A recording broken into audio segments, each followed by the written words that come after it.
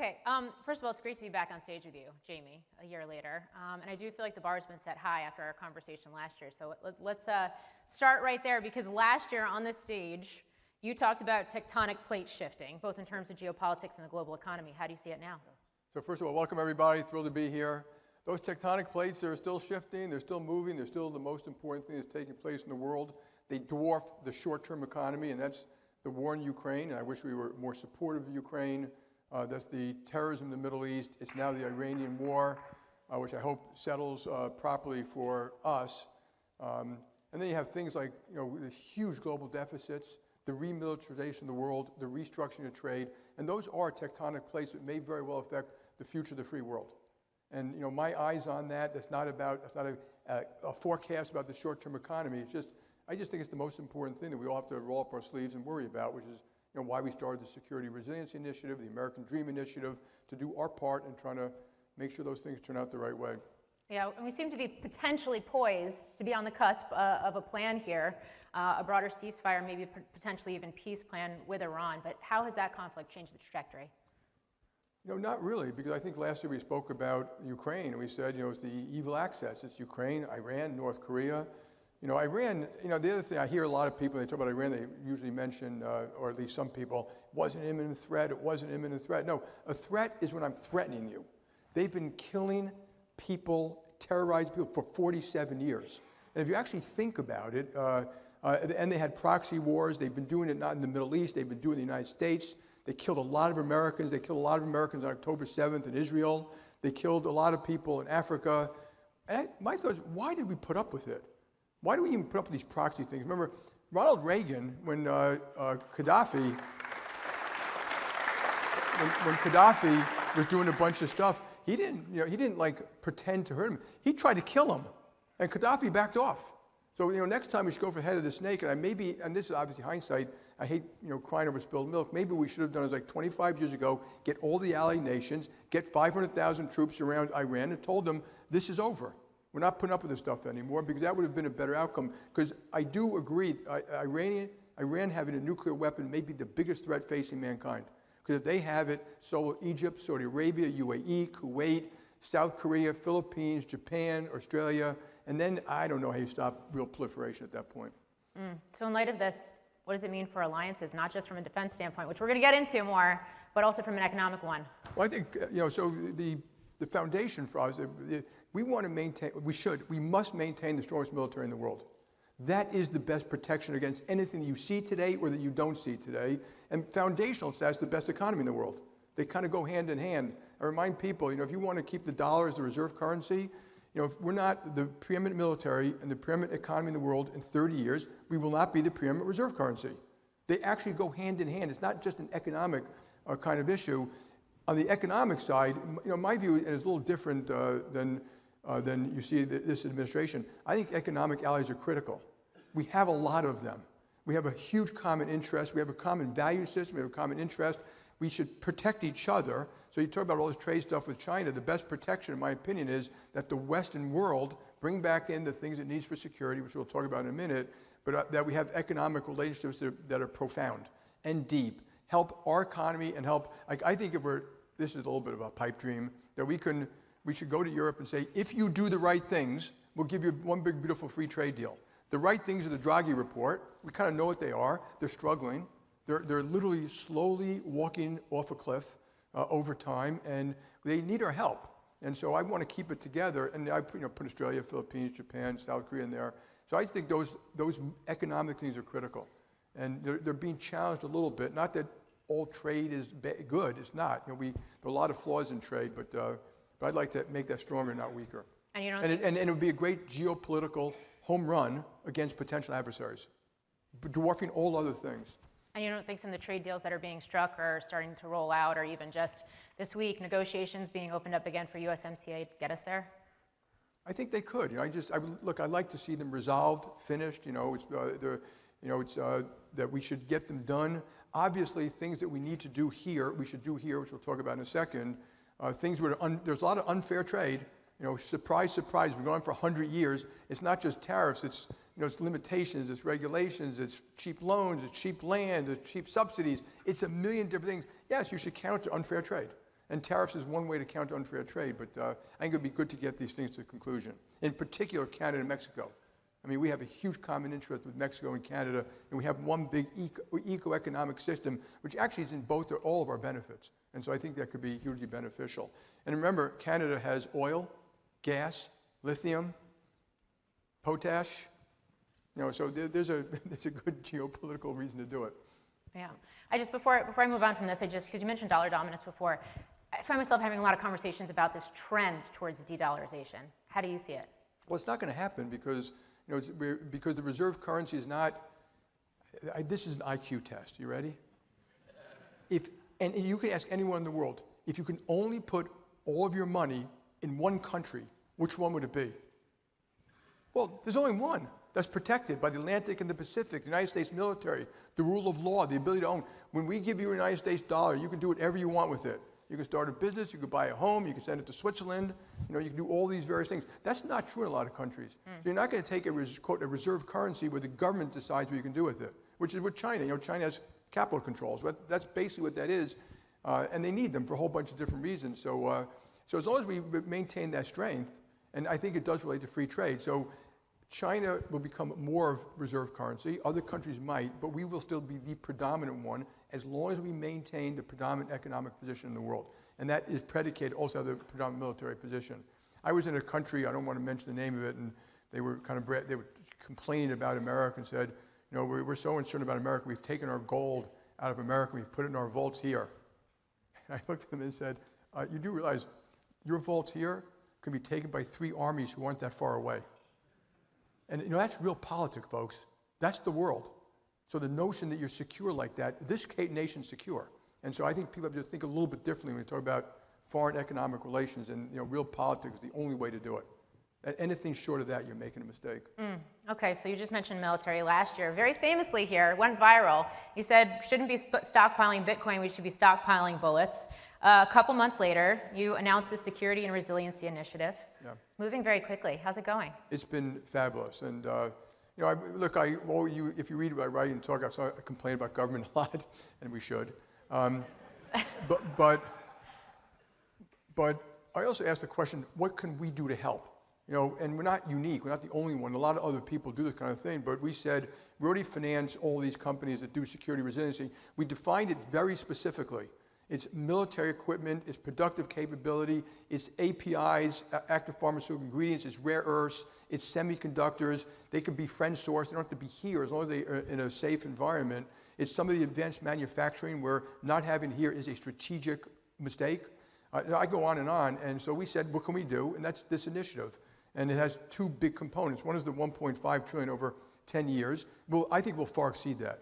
And we're doing it not just in the United States, by the way, but with a lot of allied nations. And that's drones, military, missiles, companies, spin-offs, investments. We hired Todd Combs, who's an exceptional investor, to make direct investments where people need money to do things which we think are important for resiliency. Resiliency is different to every nation. You know, for Europe, resiliency includes LNG.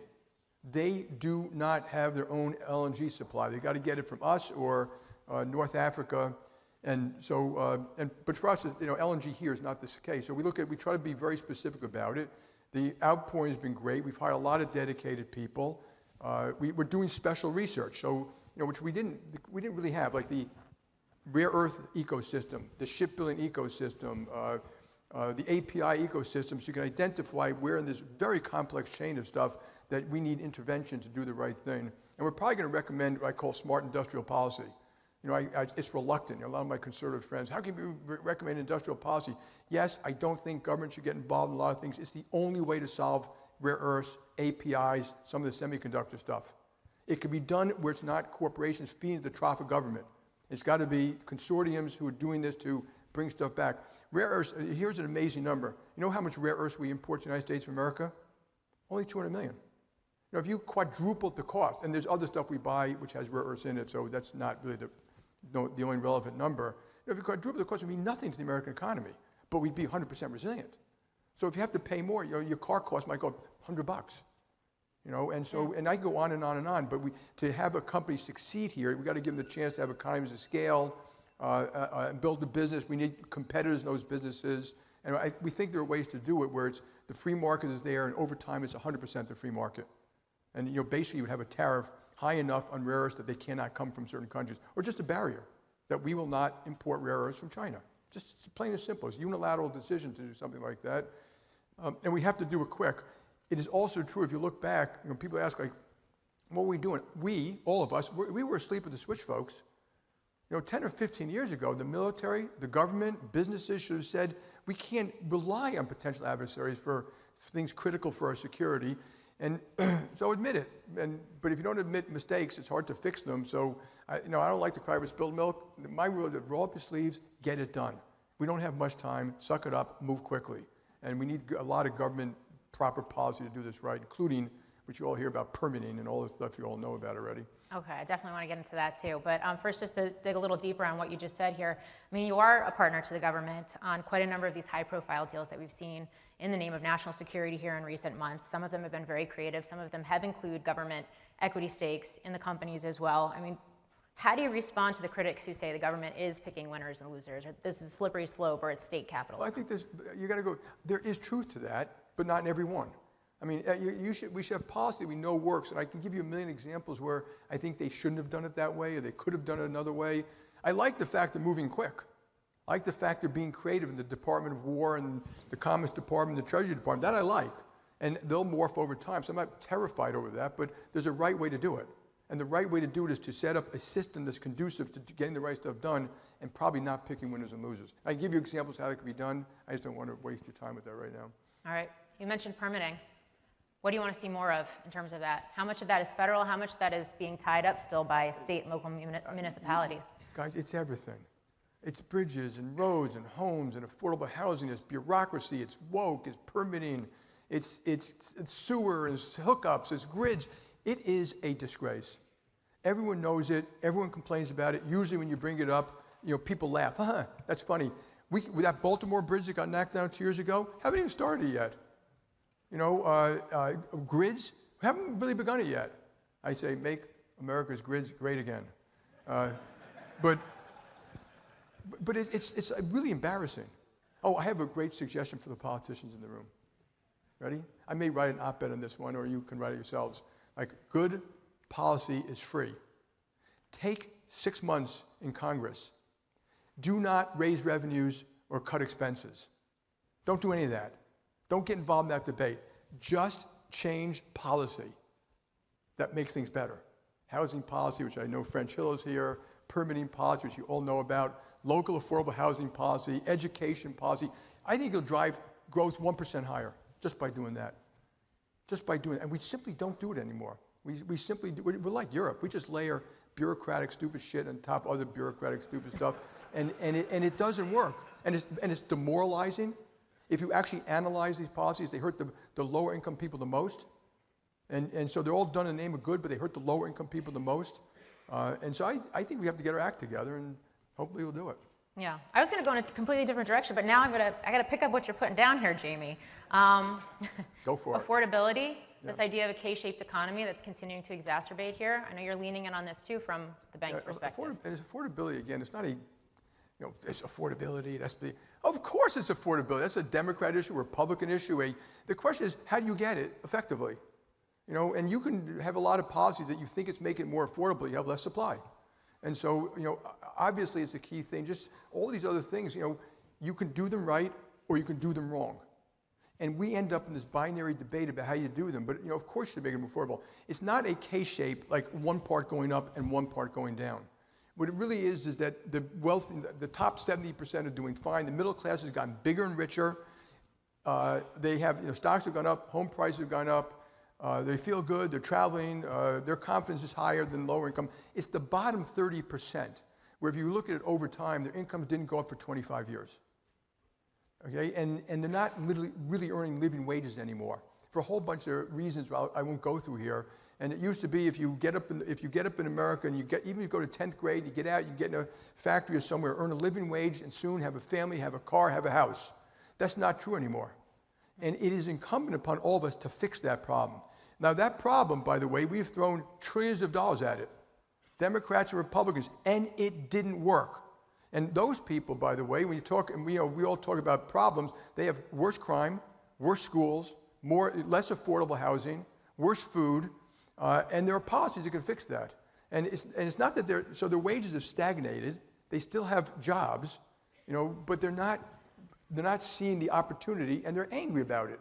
And then they see governments wasting tremendous sums of money, picking winners or losers. Even my Democratic friends, when I ask them, do you believe if we gave $1 trillion to the federal government, anyone would be better off? It's just not possible. It would end up in all these special interest groups, and it'd be a big potty that they give to folks. It's policy.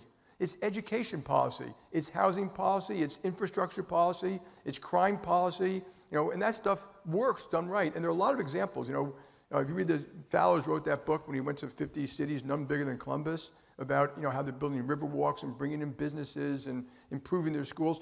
Good policy works. And it's got nothing to do, in the most part, for Democrat and Republican. It's just good policy. Well, we just talked about how JPMorgan is looking to enable this on the military and defense side, defense industrial base, industrial policy side.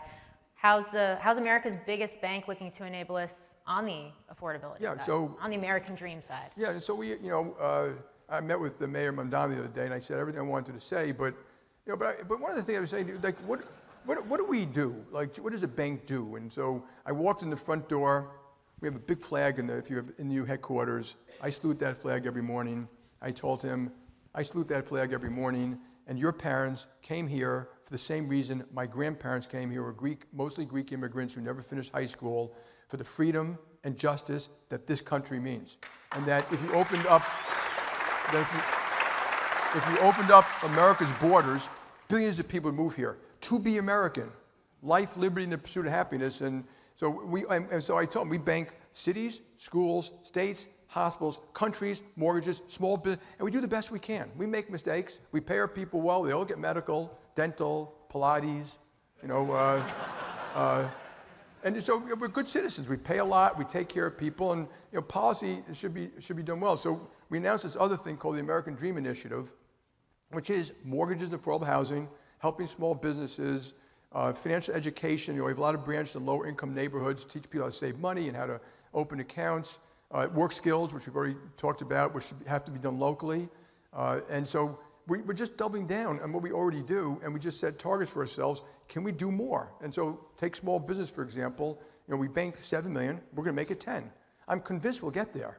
We have to gear up for it. We got to hire more people, more branches, get more small business bankers and things like that. And out of that, we get a lot of ideas that germinate that work. Sometimes they don't always work. But I just want to point out, because it may be the most important thing of all, is to reignite the American dream type thing, is I remind people that the Constitution is a legal document. But the principles on which it's based are the most important thing. Those principles and values are freedom of speech, free religion, life, liberty, the pursuit of happiness. The pursuit of happiness to them did not mean, are you happy? It meant have a purpose. You could be an artist, you could be a farmer, you could be a military officer, you could be a caregiver. It meant to make the world a better place, to try to create equal opportunity for people. And we don't teach those values anymore. And they are the foundation that made this country great. And we made, and all these schools, I mean, I've looked at them now. You look at some of the colleges and even high schools, they don't teach a lot of American history. And you could say, in America, those values are still extraordinary, why 4 billion people come here. It doesn't mean we didn't have flaws. I don't know, I've read a lot of history. I haven't read one country that didn't have flaws, not one. And of course you should acknowledge them and try to fix them if you can. But that's part of the American dream.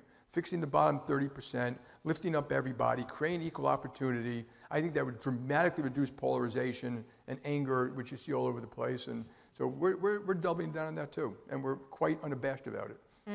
The tax policy piece of this specifically, last week Jeff Bezos was on CNBC, made a lot of news, basically said bottom 50% of Americans should not pay federal income tax. Government doesn't have a revenue problem, it has a spending problem, that he'd be potentially more open to paying taxes if it meant the money was actually going towards the greater good here. It kind of reminded me a little bit of some of the comments we've heard from you in the past, especially when I think about things like, earned income tax credit. Yeah, so first, when I saw Jeff doing that, I'm saying, Jeff, God bless you, get involved in the debate.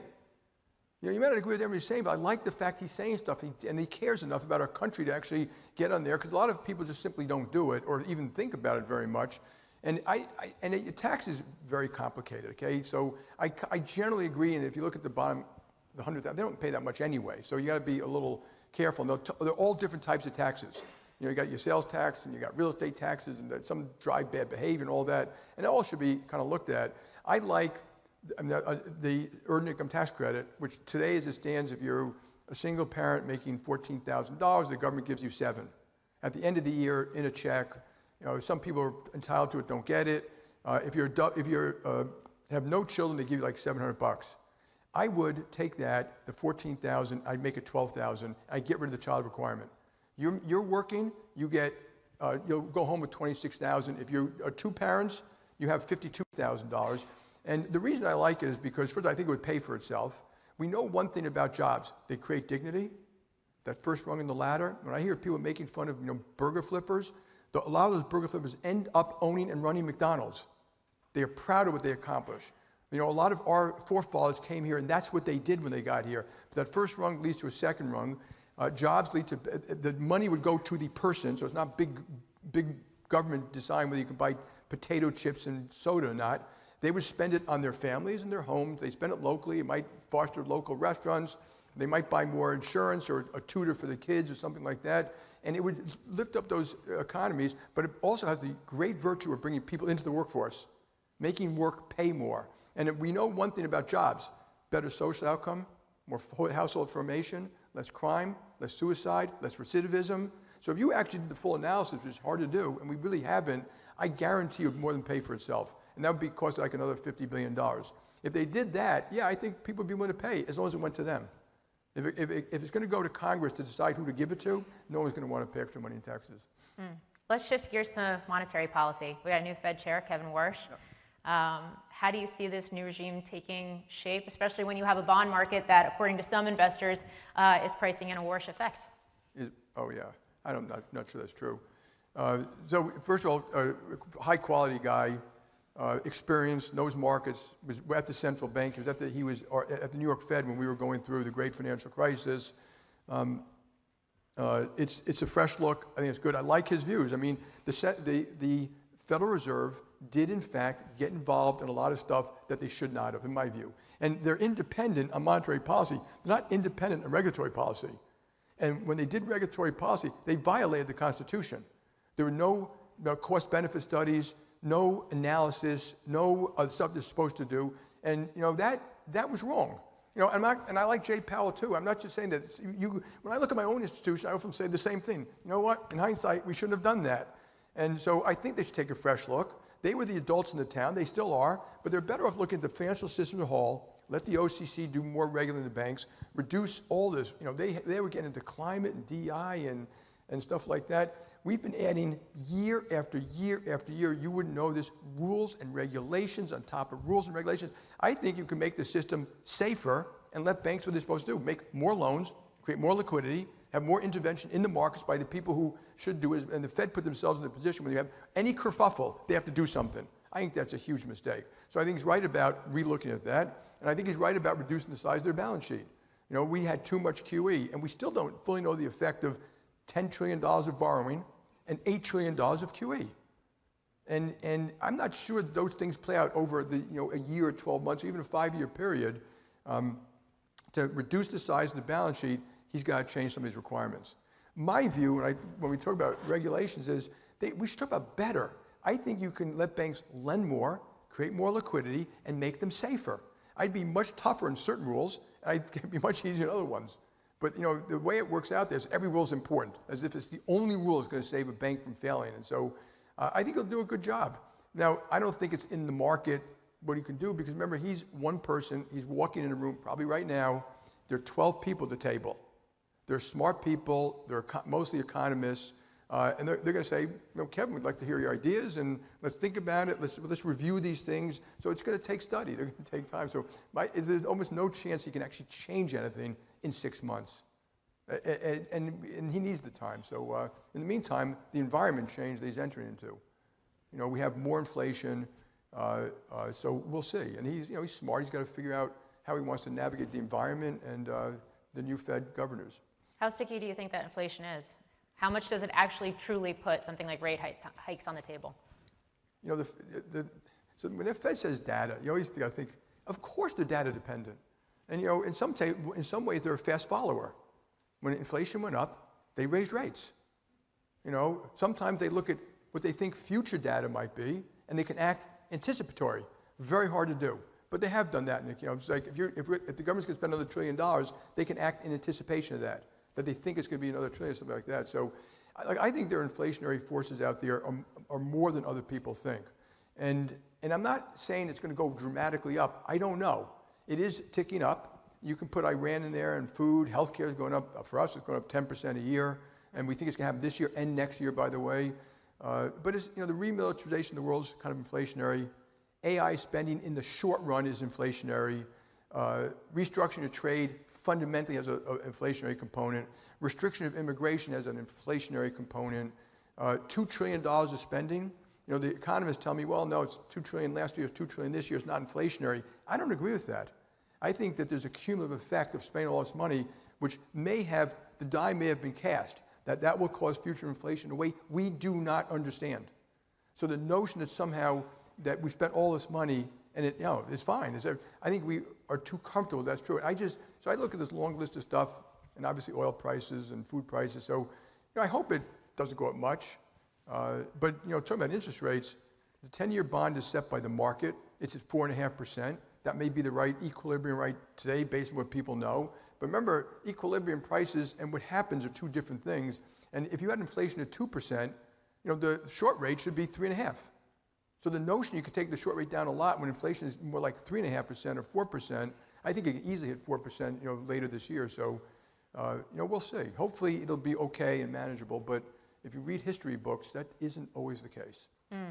Meantime, we do have equity markets at record highs. You've seen, especially the ARA parts of the market, I think about, not to single out a company, but the stock has gone parabolic. Micron, record time hitting $1 trillion market cap here. What does that say about the market versus this AI infrastructure build out? You know, look, I view the market as exuberant, you know, and I've seen this before. You know, of course, exuberance can go on a long time, and it's not bad. Sometimes, you know, earnings are up 15, 20% this year, and a lot of these companies have huge order books, so it may be justified. But, you know, there is also hype in some of the stuff. You see hype in other commodities, too. And then credit spreads are very low. So I look at all that as actually a risk. So it makes you feel good, but if something goes wrong, those asset prices can come down. Interest rates are gravity to asset prices. So, you know, it's a risk. I'm not terrified about it. We can handle whatever it is. When we look at risk, we look at the range of potential outcomes that can handle it. So JPMorgan can handle rates at 2%, rates at 8%. We're not betting our company on either one, and I give you probabilities of those things, but which is more of an intellectual exercise than anything else. And so we'll see. SpaceX IPO? Thoughts? Well, you know, I visited SpaceX. It's extraordinary. I mean, the company, you can talk about values and all that, but which I can't. It's extraordinary. It's extraordinary what they've done. I think it was 100 launches last year. You know, the reusable parts now, so the cost per launch, the cost per satellite is literally coming down like this. So I wish these guys and Blue Origin, I wish them the best. I mean, they're inventing stuff that can, you know, change humanity for the better. How do you think it speaks to what we're seeing in terms of the IPO pipeline, and also perhaps just what the environment is, if it's shifting for companies to go public here? When you think about things like changes to methodology for index inclusion and maybe changes to lockup periods and some of the other stuff that's afoot. In general, I put that on the minor category. Okay. Just so you know. I mean, you guys are going to buy or not buy. You're going to look at that stuff. You can decide it makes sense. You know, I always think corporate governance should be done right. And so when you look at some of these things, you got to say what's fair to you. If you're a buyer or a partner of mine or an investor in a company, how would you treat it? But right now, markets are wide open. You know, the M&A markets are booming. Equity markets are booming. But I do remind people, you know, and debt markets relating to M&A are booming. You know, so debt markets, there's a certain amount we just constantly refine. There's also an amount that's, you know, episodic, is based on M&A type of activity. But, you know, ECM is kind of the tip of the spear. And if you look at ECM, it can close and open pretty quickly. I mean, I forgot, in 2022 we had 400 IPOs in America, and the next year we had 20. I mean, it was just dramatic like that. So that is often based on sentiment, short-term values, the specific stocks themselves. Yeah, we're, they're flashing the clock on me right now. I'm going to just a little bit longer here, just a little bit of a lightning round. Biggest risk that's not getting enough attention? So the geopolitics of how the free world, how this plays out in the next 20 years. Okay. Given the fact that the bank has moved forward with some crypto products, adopting some aspects of blockchain, has your opinion about cryptocurrencies changed? It's not about cryptocurrencies. We're one of the biggest users of blockchain. I think blockchain we've been talking about for 15 years. Okay, we're still talking about it. I do think it'll replace financial market infrastructure. We have a JPMorgan deposit coin. We can already move money 24/7. But I do think when crypto folks point out the weaknesses, they're right. There are a lot of changes you can make it better. Fed wire could be, the Fed wire is 5 days a week and 10 hours a day. It could be, why not 6 days a week, 20 hours a day? And real-time payments have a huge benefit for people. All true. Cross-border costs too much, and we will be part of fixing that. And I'm not that worried about stable coins. All I've ever said about that is if you have them, they should have the same rules and regulations as us. AML, BSA, KYC, insurance, disclosures, liquidity, transparency, social requirements, which we have. If just a level playing field is all we ask in that kind of thing. And I do think it'll change some of that stuff. Not worried about it. Okay, deal making. You made some news earlier this week when you said that the bank might be acquisitive here to the tune of $10 to $20 billion. Anything more you want to add? I'm shocked that people get shocked. I just don't understand it.